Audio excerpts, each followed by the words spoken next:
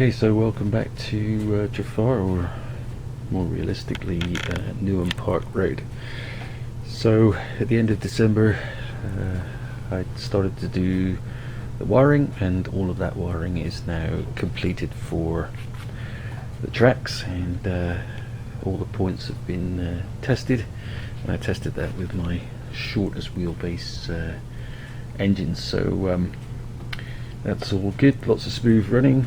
I also got the plates between the boards actually soldered up as well, so as you can see each section here has the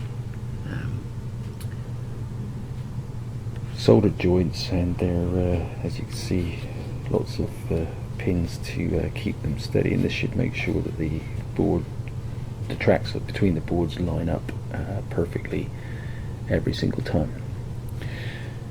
So yeah, that's good, it's all working well. Like I said, I've been running trains up and down, up and down, up and down to make sure there's no glitches or problems. You notice the other thing I've done as well is I've put some lights. None of these are fixed in yet, but they are all wired up, and I'll just show you that in just a second, just to prove they're all working. And I've got various brightnesses here. Again, like I say, they're not fixed in yet, but at least it gives you an idea of what those lights will look like, including the fueling area. Is a just a 12 volt power supply, and just literally just plugs in there, and then the lights go off.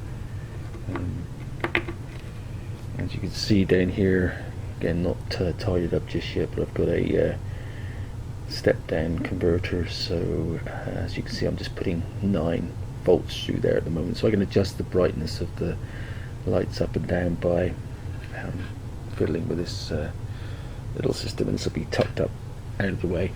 A lot of the wiring is tucked away at the moment, but a lot of it is also needs still to be tidied up. I've just left some lengths because I might have some other things that I need to cut in at this point. And as you'll also notice, the layout is now on its legs. It's sitting on its legs now as it would be in exhibition mode, so you know, it's all pretty stable, which is good. Doesn't move anywhere. So yeah, it's pretty nice. I've been cutting these hard standings mortar shapes. This is just foam, and I've got to scribe in some lines like I've done on here for the actual paving slabs, but that'll be done here in short order. I've also done a lot of pavements and sidewalks, just finished those up with a wash as we spoke about last time. These buildings are lit as well, not actually joined up at the moment, but what I've been using is some small micro connectors, so that I can take the buildings off and just unplug them, as opposed to these lights which are, you know, eventually will be just fixed in with some silicon. What we're talking about are these little plugs. So for each of the buildings, these will join up underneath, and then if I want to take the building off, I can just unplug those. So those are pretty neat. I've also done the lights here, slightly different ones for the wagon works. Again, these are not fixed in yet. That's why they're all a bit skew if I'm facing the wrong way at the moment. Again, I'll tuck those in with some silicon. One down the end here as well. Yeah, I'm quite pleased with the electrics not being my forte. That I've got it all done and running. And as you can see, there's some resistors there, so you know, I've had to solder resistors to each of the wires. Still to do, so I need to put light the red lamps on the end of the buffer stops on each of these. And there's one there on the end of that, so I've got those lights today, so from Advent Design Pico chip LEDs. So these will work off 12 volt, but again, if I've got the 9 volt running through the step down converter, you know, that's fine. And these are the Pico chips, so these are as you can see, pretty tiny when it comes to the size of the LED itself, so that'll slide up and fit inside the buffer stop. Some of you had a good laugh at my little Michael's box that I showed you last time, so I did say that I'm going to replace that with some Cobalt S levers, and they have actually arrived now. So these are just the coolest things. So there's a switch inside here, and you can wire it to basically control any accessory, but of course it's got this latching and release mechanism like a real signal box. So I'm going to be replacing my Winners box with a proper control box and control panel, and then there'll be one of these for each of the points and switches. So, and you can paint these whatever color to mimic those of a signal box, and just a little cable that slides in the back of there, and the wires then go off, so you can wire it to all sorts of different configurations for switches. So pretty cool. Got 6 of those, and they just basically sit together. They got a little spacer unit inside for those of us with fat fingers, but as you can see, you know, these can be in multiple banks. You can buy them in singles, packs of 6 or packs of 12. So yeah, I mean, you can build as big an interlocking signal box as you want. Obviously with this layout, you know, it's a fairly simple request in that, you know, I just got 4 points, and I have got a ground signal coming, and of course I've got the signal for the lead off to the traverser. Traverser is a project for this weekend, so it's down on the floor over here, but as you can see, the signal's already there, and so that'll be wired up, and it'll be a note to allow people to, you know, go through onto a track that's clear in the traverser or not, depending on the status of the signal. What I wanted to do was to build up some signs, the stop signs for the depot, and as you can see, this is a Christmas biscuit tin, cookie tin, and it's got a hole in it, and that's because I cut out some metal squares, soldered some brass rod to it, and those will have the signs on the front to get the trains to stop before they enter into the TMD.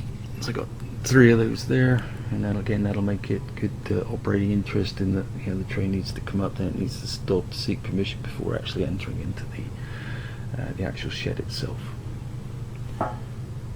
As you can see, there's still some wiring to do yet. The body here, you can see I've got 2 LEDs, so those need to be wired up. I've got a light in here. Well, camera's not picking up, but there's the fuel point inside this shed. That's lit as well, so that's wired up underneath.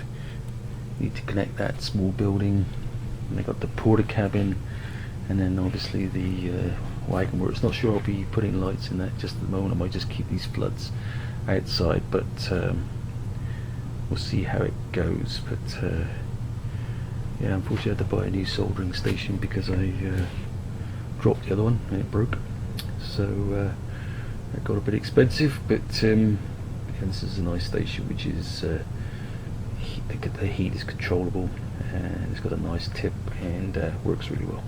Final thing to talk to you about is some new arrivals, and this is a class 31 in Dutch engineers livery. Obviously the 31 class is a very emotive locomotive class, in that some people love them and a lot of people hate them, nicknamed gargoyles, pets, whatever, underpowered. But their longevity actually proves that actually was a pretty good locomotive ultimately. So yeah, the engineering stock that I've got with the mermaids I've showed you before, the sea cow, the catfish. Yeah, I've got quite a nice engineer's train forming now, and the turbots of course as well. Two of these turn up, so these are ZFE dogfish, going to go with the engineering train, which is kind of nice. Not least one of these HBA hoppers. I really like the look of these hoppers, and you know, mostly they were up in coal trains and up in the north of England, and being from the southwest, it was like, well, how can I justify having one of those despite it being a really good wagon? And then I found a picture of a train at Par that was heading towards, you know, what used to be a power station down there, and there was a rake of these, so I got the excuse to get one of those too. Accessory front, comes at West Hill Wagon Works, so I've got some litter bins, more modern ones than on Trefarr, and some radiators, cast iron radiators, and those cast iron radiators need to go in buildings like this. Plus I've got a set of traction motors as well, so those will be good scattered around the TMD. So there you go, definitely some good progress for a change. We've got our spot on the map in Supertrain, so we know where we're going to be in Field 2. Still a long way to go for sure, but to get the layout on its legs, and to you know, get the wiring done, and to spend a couple of weeks just running trains up and down to prove that everything works fine, because there's nothing worse than being an exhibition and the trains don't run. So you know, that's been a priority for me, to make sure, you know, the track works as good as it could be, smooth running, electrically viable, and yeah, I'm super excited with the process, and not least because next up of course is the scenery piece. So I want to get these hard standings down, and I can start to ballast in between, get the lights fixed in place, and job's a good one. Anyway, I'll leave you there because it's rambled on a bit too long, but hopefully it all makes sense and you can see the end emerging from the rubble. So yeah, more to follow, and I'll speak to you next month. Cheers.